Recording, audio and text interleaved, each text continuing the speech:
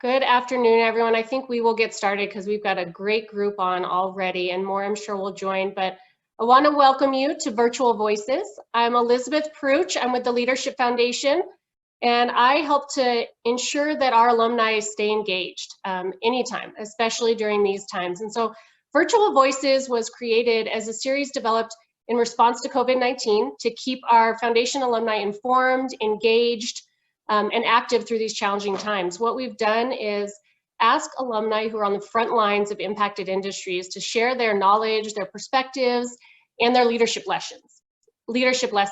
Today's focus, of course, is going to be from our friends at Children's Hospital Colorado in the healthcare industry, and I'll introduce them in just a moment. I want to take care of a few housekeeping opportunities first.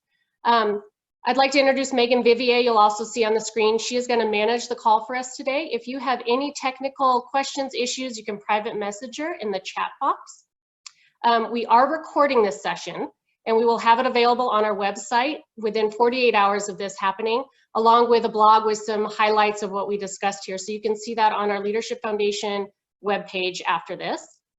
We have gone ahead and put everybody automatically on mute just to eliminate some background noise. We do recommend that you be on speaker view. It's a little bit easier to see what's happening and who's speaking. We also encourage you to open up the chat box, which you can find in the bottom. If you see the three dots or the chat functions, we encourage you to open that up, as I will be managing all questions through the chat function. So once we get to any Q&A opportunities, which we'll have throughout this presentation, we will look to that chat function if we have questions so that you all can enter your questions in the chat box, and I will call on you one by one to ask your question out loud to our three Children's Hospital Colorado ladies. And then we will unmute you if needed, but you are also welcome at that point when I call on you to unmute yourself. We just ask that you please mute yourself again as soon as you are done speaking, again, to eliminate that background noise. The chat function should be visible to everybody if you're chatting to the entire group. It's a great way for you guys to also engage in saying, I love the point you just made, Michelle, or, oh, Anthony, what great inspiration you're giving us just through that comment. You guys are welcome to have that kind of dialogue. I will only be calling on the questions that you have for the speakers, though. But please feel free to use that chat function as needed. If all of that sounds great, then I would love to introduce our three leaders that have joined us today. We are very lucky to have three leaders from Children's Hospital Colorado, and how we got all three of these women in one time who are working very hard and are at the Children's Hospital daily, I'm not sure, but we feel very honored. And so I would like to just give you a little bit of background on each of the women that we have on the call with us today. And then what we're going to do is I'm going to ask each of them to respond to a question about leadership and what leadership feels like for them right now. After each of those questions are answered, we'll allow for two questions from anybody in this audience. I will limit it to two questions only, just so we can keep on time. And then we'll move on to the next leader, have that question answered, and then we'll have plenty of time at the end for more questions and answers with our panelists and anything else that you've heard throughout the call. So if all of that sounds good, I'm going to start by introducing Jenna Hausman. She has served as the President and Chief Executive Officer of Children's Hospital Colorado since 2015. Many of you may know that Children's Hospital Colorado is the leading pediatric healthcare system, 100% dedicated to health and well-being of children, adolescents, and young adults. They're consistently acknowledged as one of the nation's top pediatric hospitals by U.S. News and World Report. Children's Hospital is also recognized nationally and internationally for its medical research, education, and advocacy programs.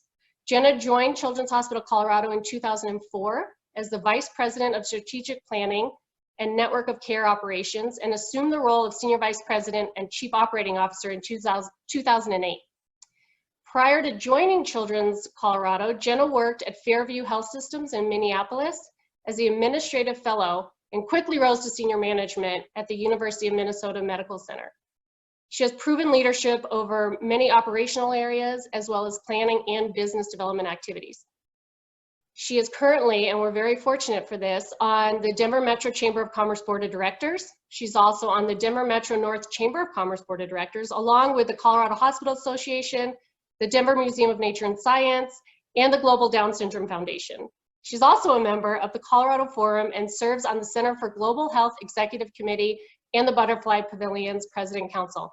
How she has time for her husband, Kevin, and 3 amazing children, I'm not sure, but we sure are blessed to have you as part of our alumni community and on the Chamber Board of Directors. Jenna, thank you for being with us. We'll hear from you in just a moment. I do want to also just tell you about Michelle, one of the other leaders we have with us today. Her bio is very entertaining, as is Michelle, which many of you may know her, but Michelle has the best job in town as Chief Administrative Officer and General Counsel for Children's Hospital Colorado. Before joining Children's, she held some pretty rad jobs with fancy and damn impressive titles, she might add, with Centura Health, the Sitting County of Denver, US West, and Denver Health. Michelle loves and lives community involvement. I've seen this personally, and we are honored to have her as part of the Leadership Foundation Board of Directors. She's also on the Betcher Foundation Board of Trustees. She's the supervisory committee for the Denver Community Credit Union, the Winter Park Authorization Authority, and the Denver Museum of Nature and Science President's Leadership Council. Over the years, she has a list of awards that she's received: 25 most popular or most powerful women, Girl Scouts Women of Distinction. The list goes on and on. This woman has done it all, and we're very impressed by her. Denver Business of Journal, Outstanding Women in Business for Law. Michelle has done keynote addresses focusing on leadership, mentorship, and women's empowerment. We may have heard her speak in the past. Again, not sure where she finds the time, but her biggest accomplishment, she says, has been her 3 wonderful humans in her life, her children, Jordan, Alex, and Noah. Wonderful folks there. Finally, I'd love to introduce you to Pat Givens. Pat Givens has served as the Senior VP Patient Care Services and Chief Nurse Executive at Children's Hospital Colorado since October 2016.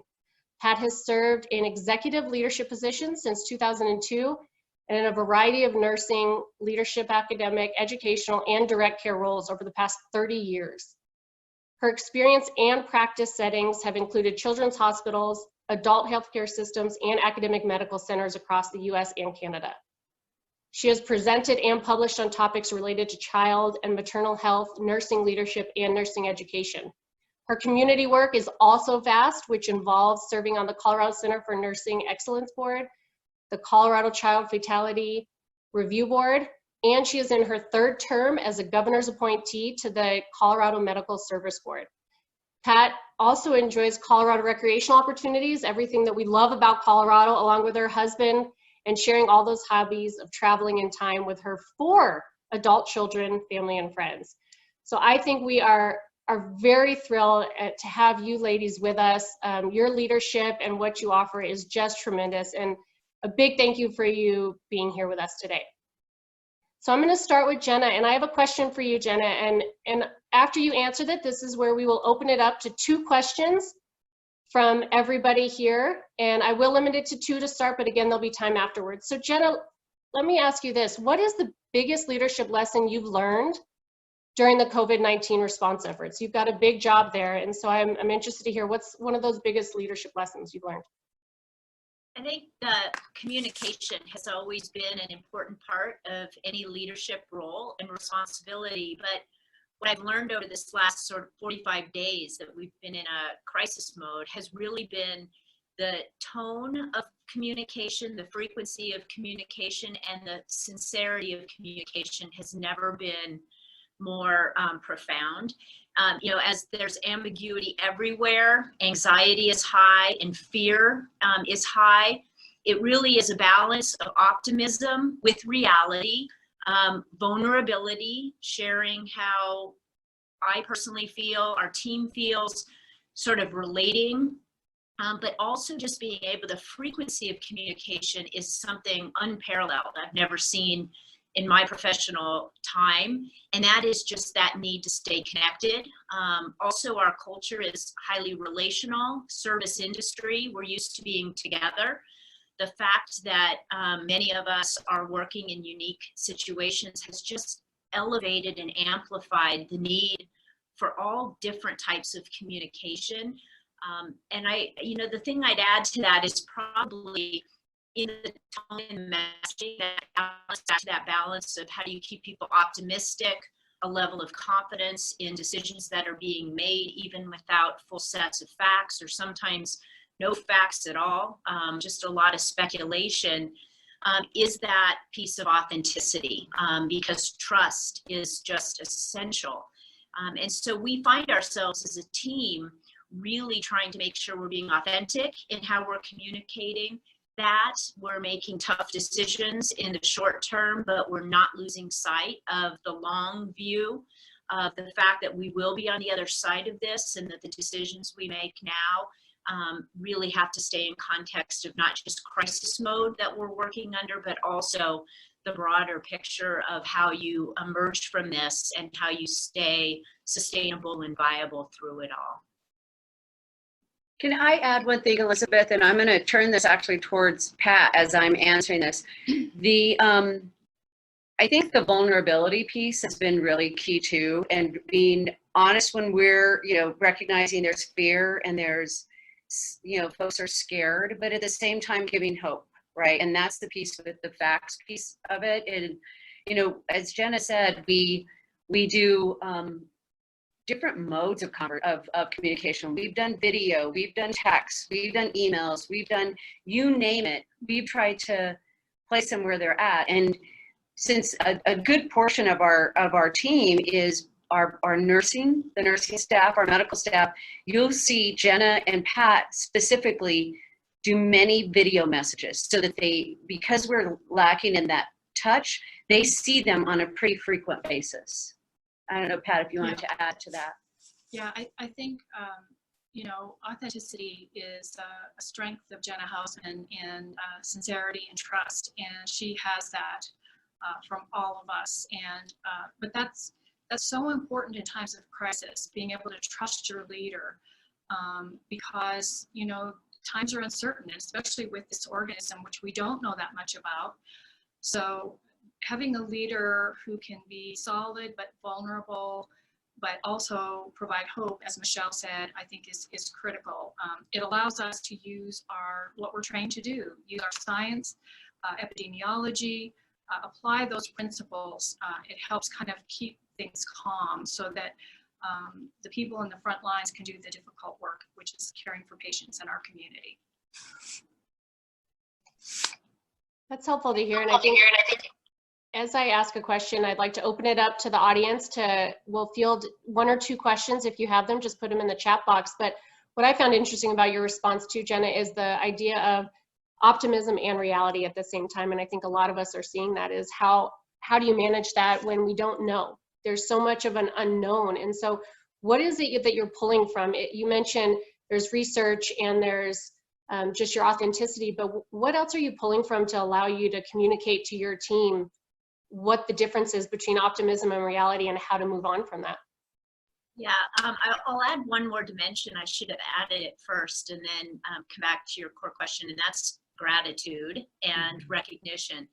So one of the things that we have found we share almost with every team call we make or video that we send as a message of communication is just the genuine expression of gratitude. And that is for not just our team members who are working from home because they can, but again, our culture is so unique because our frontline caregivers don't have that choice. So they come in, we're all afraid of this virus and how we could catch it.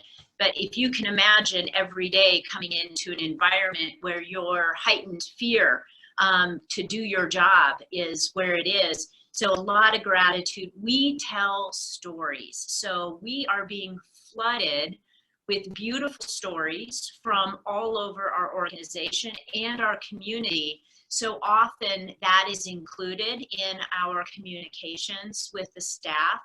The optimism for us is really about how we do have confidence in the science. So again, scientifically based, we have some of the best epidemiologists, infectious disease faculty, laboratory microbiology, medical staffs, and clinical staffs. And so they are able to bring a level of actual scientific credibility to our messages. We are also then able in some of the reality pieces to use a lot of data.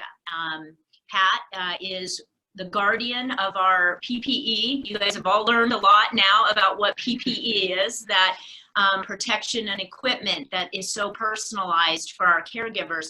We know by the hour what our counts are with everything. So when we share data and we're transparent about data and what our supply counts look like, when we can share our scientific knowledge about how we're looking at models, the external models, our own internal models, and then just our own inspiration for and recognition for the heroic efforts we're seeing, we blend those messages together.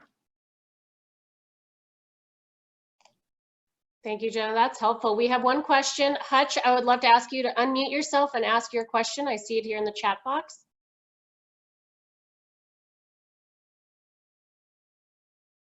Sorry, stand by. I was also doing school teaching at the same time. So we keep hearing about the surge and that it's not here yet. I work for Waste Management. We have lots of nervous employees, but I was wondering how you guys work with your nurses and your frontline staff and kind of prepare them for this surge and how they will lead as this happens. And it's going to happen, I think, to everybody at some point, but how do you prepare them? That is a great question. So let me first respond to your question about surge. So you've heard the concept of flattening the curve, right? So our surge, if we're all doing the things we should be in our community, hand washing and social distancing and all the things that we've been asked to do, that surge will be flattened, which means you won't see the same peak that maybe other states or communities are seeing. So our surge, you know, depending on which website you look at, could have been anything from last week to April 17th to now May and June. And so I just want to explain that to you, that we may not have experienced our surge yet, but maybe that's a good thing because we have flattened that curve. So I hope that makes sense to everybody. So in terms of surge, this is our business in Children's Hospital. Every fall and winter, we experience respiratory illnesses. We see a surge in volumes related to flu, colds. Coronavirus is actually the common cold is a coronavirus, but not obviously the type that we're experiencing now. So we prepare for that every fall and winter. We increase our staffing, we adjust our supplies, and so it's a seasonal process for us. I think what we're going to experience though with this pandemic is we will probably be in a surge in relation to managing this type of patient population for several months. So we'll adjust our staffing, we'll adjust our supplies. And so we try to do some proactive modeling. So it's helpful sometimes to see what's happening in other states because we can try to look ahead and kind of see what they're experiencing. And that's exactly what we do every season. We look at the Southern Hemisphere to see how their respiratory season goes. We plan in the Northern Hemisphere kind of how their experience is. So we use a lot of data and that's how we plan. So I hope I answered your question. I can be more specific if you have something specific. I'm going to add in, Thank you. that Pat can respond to this because I think this is important too, that in preparation to our nurses and particularly us as children's, we are, and you all have probably heard it, we're not going to see as many children, or at least not in the hospital on the ventilators that you're going to see. But what we've done in working with our adult colleagues is different. And because we will, if this were to be the quote surge that some are thinking, and hopefully not if we flatten that curve, we will interact with our adult facilities in a different way. And we're really transparent about telling our nursing team, this is what could happen. So you going back to what Jetta said at the beginning, the authenticity, the honesty, the transparency. So Pat, will you give a little more on those? Yeah, no, and I'm glad you mentioned that, Michelle, because what I really addressed was surge here at Children's Hospital. But our nurses, several of them have asked, how can we help in the community? How can we help with our adult hospitals? And so, you know, we have opportunities to cross-train. A nurse is not a nurse is not a nurse. So a pediatric nurse loves looking after children. Having said that, we obviously have some skills that we can share in adult hospitals. And so we provide that opportunity for our team members. And we see this as a community issue, not just a children's hospital issue. So we're thinking beyond the walls here. How do we help our colleagues in need. Thank you, Hutch, for that question, and thank you for the answers. We've got another question from Kelly Breff. Please go ahead and unmute yourself, and the stage is yours.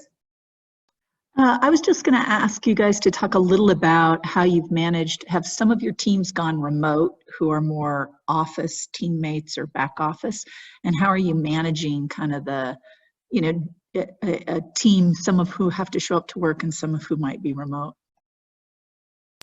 Yeah, so we do have a huge swath of our workforce that is working remotely. They will be in more of our support areas. So our finance teams, our human resource teams, marketing, communication, information technology. So thousands of our team members are working remotely.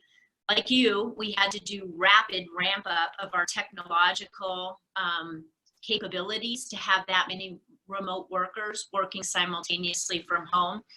I think it's gone mostly well. We still are doing communications, both verbal and written and website portal communications to all team members working remotely. Probably the challenge we have is some sort of high degree of confidence. We know how productive that work is. That's probably been our potential soft spot in how to think about that, because so much of our acute focus is within the four walls of the hospital. So although we are definitely communicating with and being attentive to those working at home, we have been really just absolutely focused on what's happening to the patient care, how we're treating patients, who's getting into our building, who's here, and have they been screened, are they healthy, and making sure that we're doing our core job to deliver care. So I think our attention level is higher there. So I know we're communicating decently to remote workers. What I don't know that I have confidence in is how productive is it. And a unique irony in this, as hospitals have prepared to surge and to deal with this curve and have prepared to be overwhelmed, either because of lack of protective equipment and or number of patients infected, we're also pretty empty right now because of the cessation of all elective cases and non-urgent visits into health systems, as well as social distancing, shelter in place. So you have not just kind of a physical safety prioritization we have as an organization, but we have a serious economic situation in how we protect the financial situation of our employees, because essentially our revenue has dropped by over 60% in the last 30 days. And so you're trying to balance their physical safety, being open 24 hours a day to take care of the community, being available to help where we can the adult hospitals that need it, and figure out how to keep paychecks flowing because there just is significant hit to revenue coming in. And I would add, Kelly, that, and correct me if I'm wrong on this, Jenna, I bet you 50% of our workforce right now is minimum, really between 50 and 60 to 70, because even on our clinical, as I said, we have shut down by the governor's order to shut down some of the elective. We were looking to do that just for protection of our PPE and infection control, et cetera, that we are, a vast majority of our folks are remote. And in fact, even some of our clinical, we're trying to see, is there a way that we can still, again, in allowing people to work? So what are some of the things we're doing? Exactly what Jenna said. We're doing, you know, as leaders, we're trying to meet with our team remotely, right? And again, mind you, every person wants to be here, right? I mean, it's like, it's almost like a pool of, can we go in, right? Can we go in and help? As far as, I know for my team as well, and we have readjusted priorities. Healthcare might be a little different in that everything is so focused that, you know, it's, if you get a question from, you know, any member of this, you know, the senior team or the medical staff, and chances are it's COVID related, you are on it, right? And you will remotely, you can get it. So it's really adjusting the priorities of which what we have people focusing on. Business as usual has really dropped off. So, you know, if you look at sort of the teams that I tend to manage, so information security, we're looking to make sure that no one's hacking our system, because what you may not see or heard is that the bad guys, the bad actors have found this as an opportunity, sort of the crisis opportunist. So it's like, okay, we have to modify and work towards, everything's worked towards sort of the COVID focus. So there's, once a week I meet with my teams, face-to-face via Zoom or via Skype or something. We've sort of allowed our families to be part of that since they're home with it, right? So one of my teams has they've got COVID kids, is I think what they call it, or compliance kids, and their kids get online once, we have these check-ins, but one time during once a month, the kids are part of the meeting, and they'll like they'll read poetry, or they'll show us their animals, or so it allows everyone to sort of still have that connectivity with their team. Oops, I think I froze. So I'm gonna, just 1 second, guys, while I unfreeze us. Can you hear? You're good. You're good. Okay. You're good, Michelle. Yeah. Okay, so I mean, we're trying, again, just as much as we can to continue that connectivity back to our teams that are sitting at home, knowing that, and if we call someone in for a meeting, we're being very specific about who can come and when they can come, because you can't come to children. I mean, none of you here, as Elizabeth saw when she came to give platelets, you're screened, and we're taking your temperature, and we're making sure that you're well. Where's our little screen? All of us have been screened. So it's and you'll see that in every hospital across the state, if not across the country. And if they haven't done it in other parts of the country, then they better start doing it quick. So you have to be very intentional, I think, and very deliberate and very creative as far as how you keep your teams engaged, motivated, and like Jenna said, I think, I'm blessed on pieces of my team. They're needed so frequently that I know when they're working. If I don't get an email back quickly, they're going to get a call or a text.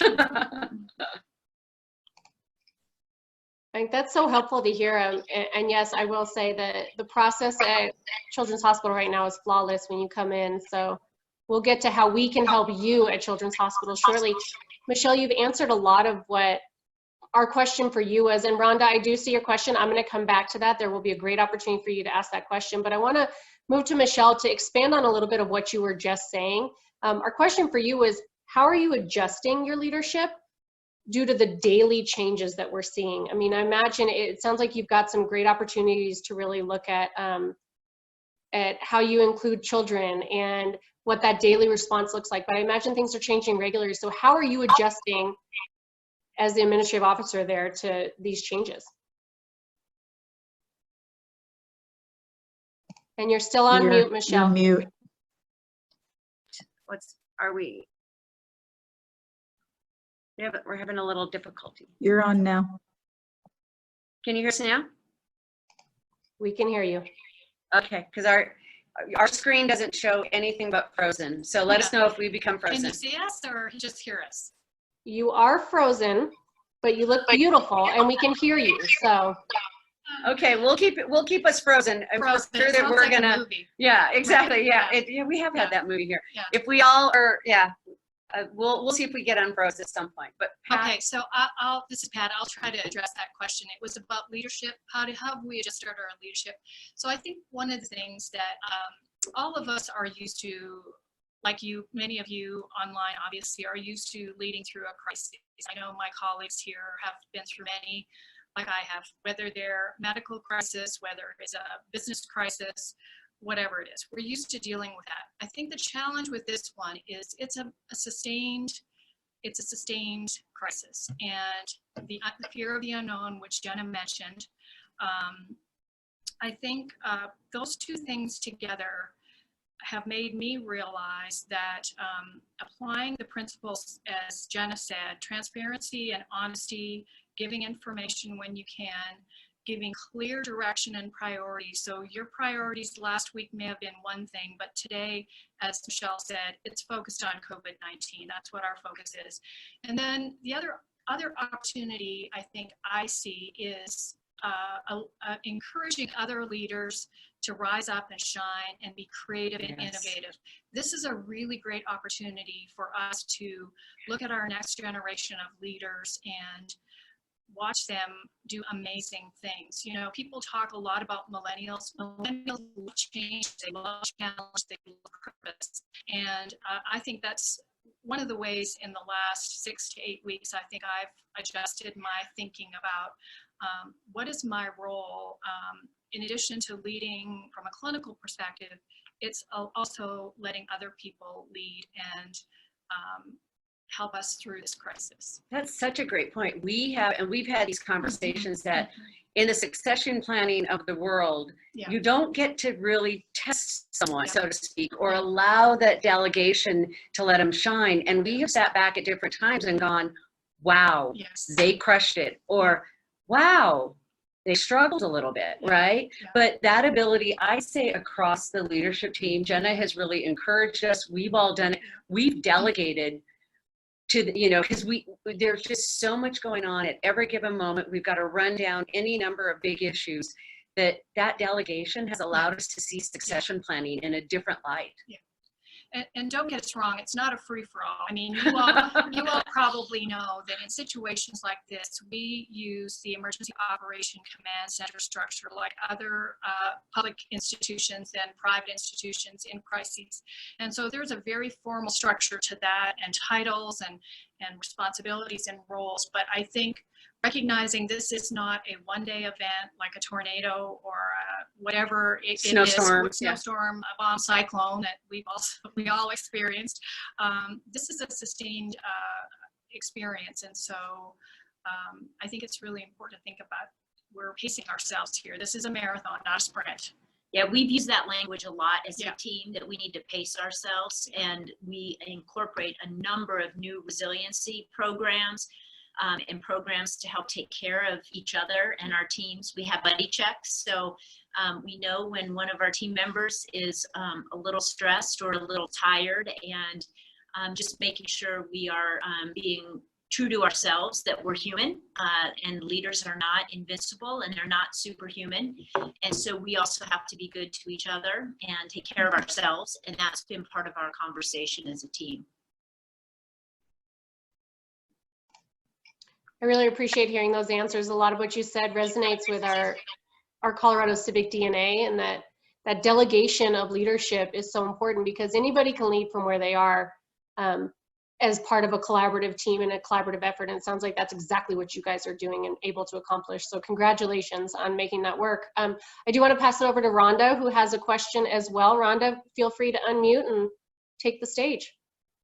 Good afternoon, ladies. How are you? My question is, when you look at all the surge capacities and knowing just enough about the Affordable Care Act to be dangerous, and as you're hearing across the country that we are having to make these changes because we would have broken our healthcare system, how do you think this is going to change all those rules going forward? Or do you think it's going to change, and I realize this is crystal ball looking, for how to accommodate all the patients that we need to accommodate and be able to do that without having to flatten the curve, but instead be able to surge up and down in different cycles?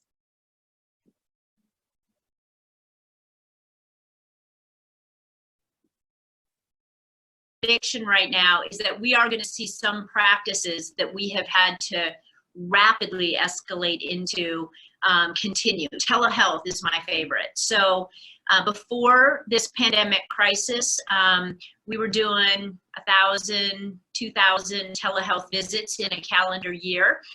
We are now doing over almost 2,000 visits in a day.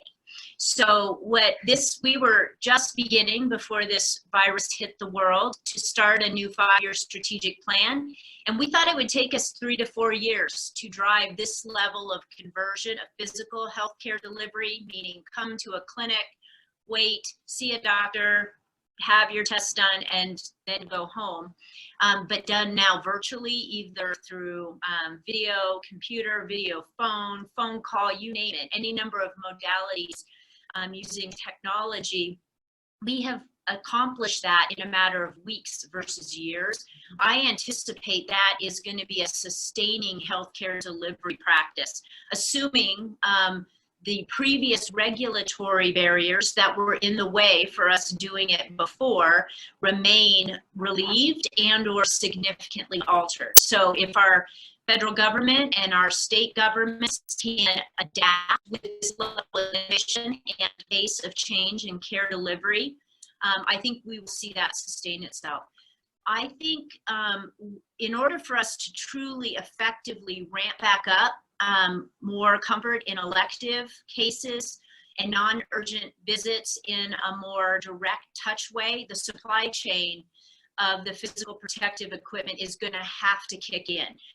Because until this virus is eradicated or we have therapies and true immunization capability, this is going to be on the minds of everybody. Whether you're a patient, you're a caregiver, we are going to continue to need to have that, the physical safety protection of those supplies in order to really turn back on things we've all been used to doing, like cleaning your teeth and getting your eyes checked. I mean, those are things that we're noticing it, you know, it's okay to delay some of that stuff for 30, maybe 60 days, but some of these things all of a sudden are not elective anymore.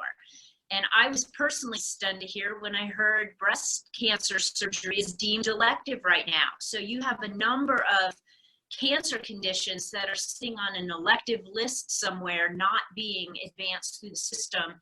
And one of the primary concerns for that is really how you're protecting caregivers at the front lines. And so that supply chain in the US, I think we're going to see US manufacturing go to work and not just make this temporary surge in how we produce our own supplies, whether that be the physical equipment or the pharmaceutical interventions. I think the US is going to wake up and realize we've outsourced a bit too much.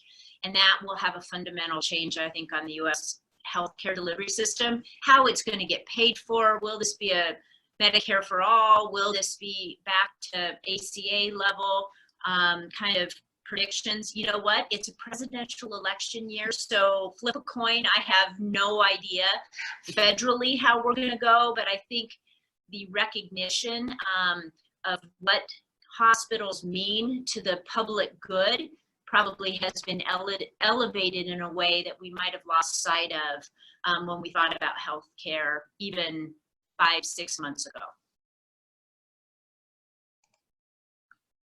Thank you for that insight.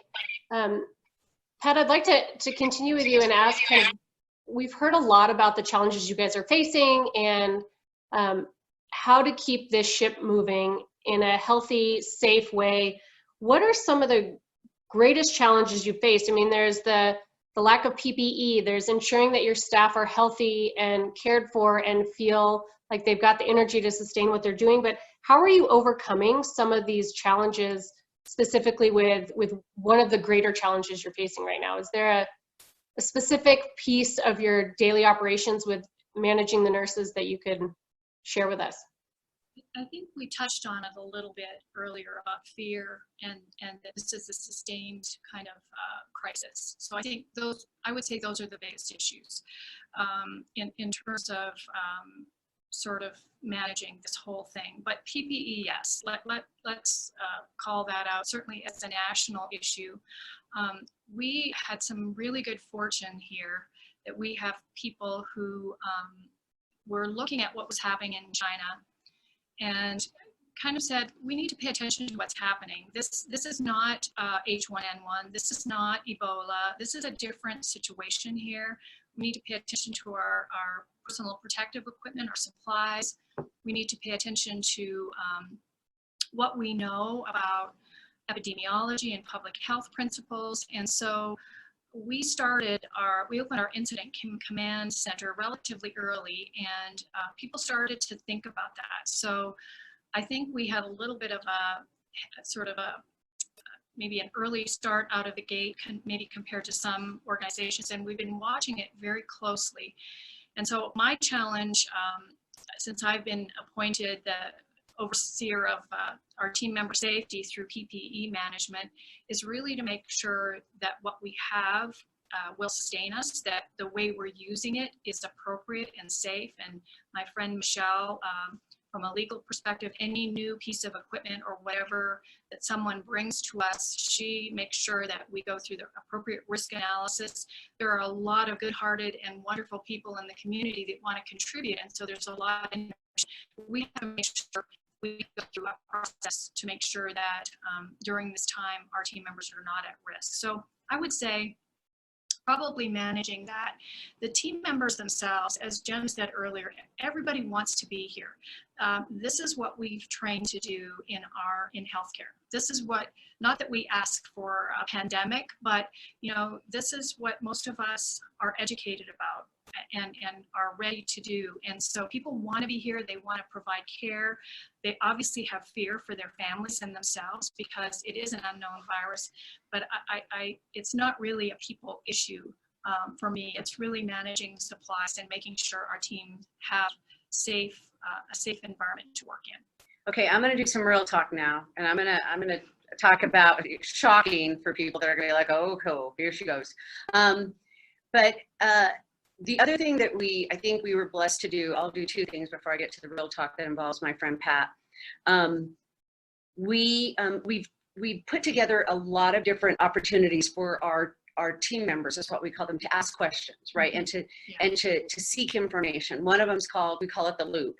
And people can submit questions and we get subject matter experts to reply back immediately. Things like, I'm breastfeeding. Am I in here at the hospital? Do I need to be worried about my baby? I mean, they could submit, I think we have over 300 questions within our loop, and we get subject matter experts within our organization. And believe me, we're blessed to have many of them to answer those so that they have real-time information. So it's that constant, we're not going to shy. If we don't have an answer, we tell them we'll get back to you. We're looking into it, or the CDC recommends this. We're not doing X, Y. So it's that constant, so that management of fear through scientific, real facts, real data. On the other end, again, what I call crisis opportunists, and I don't mean to say this to offend anyone, and if I do, I'm sorry. You're not living in our world right now, and if you did, you probably agree with me. But we also have crisis opportunists, and I would say most healthcare organizations in the state are facing some union kind of angst, that you've got union organizers who are using this as an opportunity to say, your hospital isn't protecting you. Why aren't they getting the PPE? So they're ginning up a level of fear that you have to have that trust before you can give a message like the amazing Pat Gibbons gave to her team, to all of the nurses, saying, hey, I'm your source of truth. Please come talk to me. If these third-party organizations are, they've claimed to go and help you find PPE.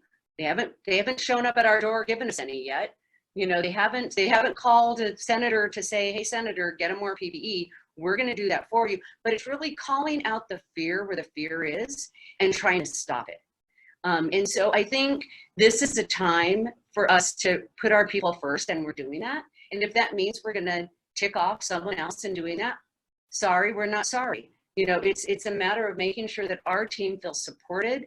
It's a scary time, and we can't allay every fear, but we can try to at least get the right information. So you manage by giving real information in real time. I mean, we don't know what day it is, because it's a Sunday is the same as a Monday to us, and so, but we need and we love our people, and we need them here when this is all over. And the way to do that is you're honest. Yeah. I appreciate hearing that so much. I think the support that you give your staff is where your priorities should be. And it leads me into what I'd love for you guys to have a moment to highlight is, how can we, as your alumni community, as the leaders in the community, how can we help you? I know we've talked about giving blood. I want to give you guys the opportunity to tell us, what is it that we can do as your community leaders to help make your jobs easier, or to help get through this pandemic? And Anthony, I see your questions. We'll get to that in just a moment. As Michelle or Jenna or Pat are answering this question, please start filling in. We're going to enter into our question and answer period of this time for the last 10 minutes. So please start filling in questions that you have in the chat box, but I want to help you.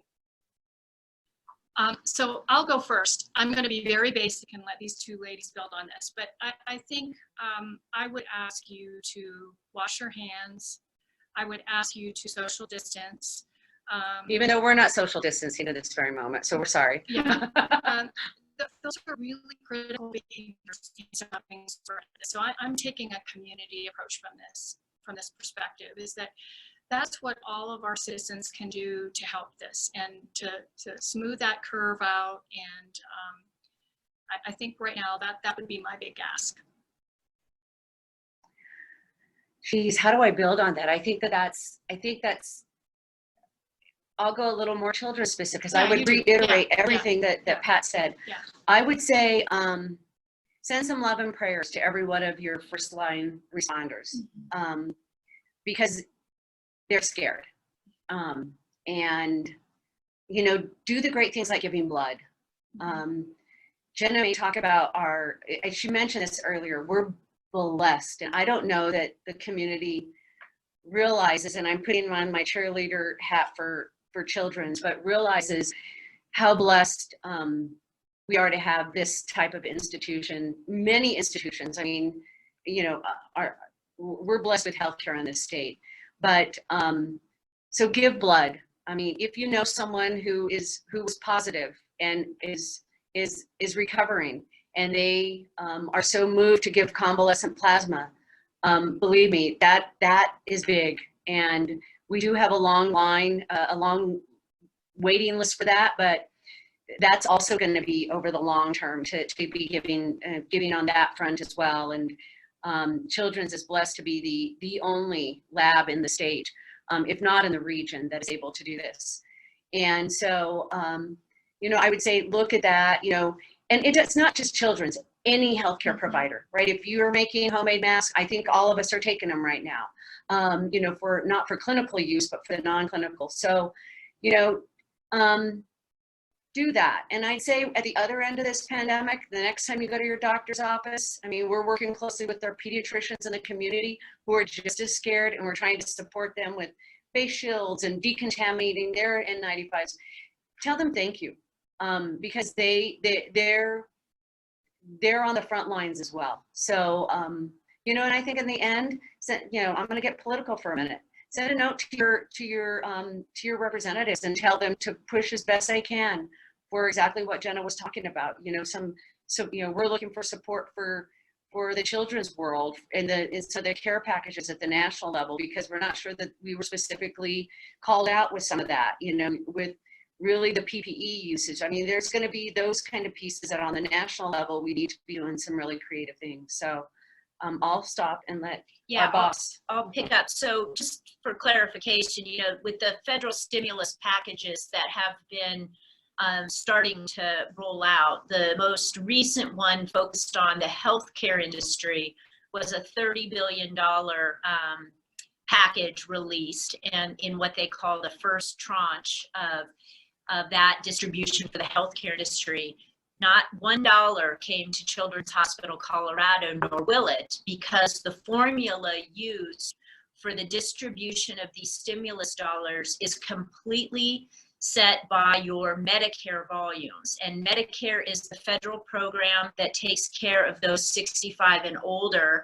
Well, a children's hospital does not take care of 65-year-olds, so we have no volume running through our health system attached to Medicare payments. Therefore, we do not get identified in the distribution formula. So you should know that the Colorado delegation, all of them have been extraordinary in helping advocate at the federal level to Seema Verma and others that children's hospitals uniquely need to have a formula that can apply, because we have been equally as impacted. We might not have the patient volume, but we have had the absolute revenue hit. We have all of the expenses rising to keep our workforce intact so that we can keep our emergency departments open and we can be here and be available for those who do need the care. And so we have all the same revenue impacts as well as expense impacts on all of the PPE and other things, but are not yet eligible for any of the federal stimulus dollars aimed at healthcare. So, you know, make a plug for that, for pediatrics in the federal stimulus. It will not be a surprise to any of the Colorado delegation. They've been great, but your voice to that adds to the fact that that is a real challenge for our community. And I think the only thing I'd add to what Sheila had said is, as a mother, if you have children, please watch for the mental health and well-being of your kids. You know, we know that mental health issues in our children has been almost at its own crisis level before we had this really scary world event and change of normal routines in how our children anchor to routines and things that are normal. So please just, I don't need to tell you to love your kids more, because that you will do naturally, but watch for their mental health and well-being. We have a number of resources on our website for parents, for children of all ages, about how to talk to your children through world events like this, and how to really open up conversations so that you can have your own authentic conversation with your kids about where they are with some of these scary things that they see and they hear about endlessly. Thank you. You've given us all several things I think we can each do to directly impact and help out. One of the questions we have from Anthony Graves, I think, is a great connection to what you were just speaking about the legislative. So Anthony, please feel free to unmute and ask your question. Thank you so much. Well, hey, Jenna, Pat, Michelle, thank you for your time today and for sharing some of your leadership trade secrets. I also appreciate your reference to children's mental health. On the lighter side, with a kindergartner at home, I think parent mental health has been pushed to the top of my list lately too. So it's been really fun to be home with my daughter. Hey, I just want to actually tag on to the last thing you were talking about to better understand what your legislative affairs priorities are right now. So you talked a little bit about funding and the funding that's not flowing to Children's Hospital. What are some of the other issues that your government affairs team is taking to local, state, and federal government? Yeah, you know, one of the hot things on our top of our list are these regulatory, there's been a lot of waivers that have been put into place in kind of an emergency executive order status, either at the federal level or at the state level through the governor. Many of those waivers that have been put in place are things that we should seriously evaluate at the right time in a recovery phase of what sustains itself. So we are monitoring those very, very carefully right now. We're communicating those frequently. You know, I know our sort of state legislature is in its own little bit of kind of shelter in place, although they're thinking, they're active, their staffs are talking amongst themselves. So I would say that those would be where we've had waivers, so telehealth and how we can apply creative distribution of care. How you think about licensure of particular care providers has been loosened. Michelle, what would you add to the waivers? You know, how we can interact with our community physicians and how we can support them at a time like this, things like that. And can I add one more that we've got sort of pending in front of the governor at this point in the AG's office is, and many states have done this, is that they've given qualified immunity through an executive order to activities that occur during a pandemic. So what does that mean? So like Jenna said, you know, certain surgeries are getting delayed because either elective, you know, the elective nature that they're being called of them, or for some of the other facilities, maybe there's not a bed and the COVID patient is taking all the ICU beds and someone else maybe doesn't have that. Well, this whole pandemic has made us think a little differently in how you deliver care and the priority, I hate to put it that way, of care, or making it a little more personal to a children's world. We do the, other than the state lab, we are probably the second busiest lab in the state to provide COVID test, to run the COVID tests, and we're getting ready to amp up even more. So let's say, and I'm please don't quote this and probably turn the recording off at this point, but let's say that we give a false negative at some point, just because of whatever reason, and something occurs. Those are the kinds of things that in other states, the governors have given an executive order on qualified immunity, because You don't want, and actually the one that's in front of our governor right now, in front of Governor Polis, has the support of the vast majority of it, of the Colorado trial lawyers, so the plaintiff's attorneys. So we are hoping, because that will allay things like when we are giving PPE that is not 100%, which believe me, all of us are looking at this, the community that are the community 3D printers of the world are saying, hey, we can print you shields. Well, those shields aren't approved by the FDA. The FDA has given us sort of waivers to go look at these, but you don't want someone 3 months down the road to take this as an opportunity to say, oh, by the way, I got a rash or whatever, and now I need to go sue you. We don't want to be in that situation. And that's why there's many states that have had these passed. So that's one that's active right now. Mind you, everything we do, there's the waivers, again, like to what Jenna's saying, the FDA has been brilliant in how quickly they allow things like convalescent plasma to be used. I mean, you can have a doctor give an order for, it's called an IDEF, and the FDA is turning that around in hours. That's great. So that tells you that a regulatory entity can go fast when they want to and when they need to. So it's some of those that you go, all right, guys, you've shown you proved you can do it. Like, how can we streamline other things going forward? Does that help, Anthony? Yeah, that's a really great couple of notes there. And I hadn't even thought about the qualified immunity issue. So thank you for sharing that with us. Well, I think we are close to at time here, so I'd like to just wrap us up.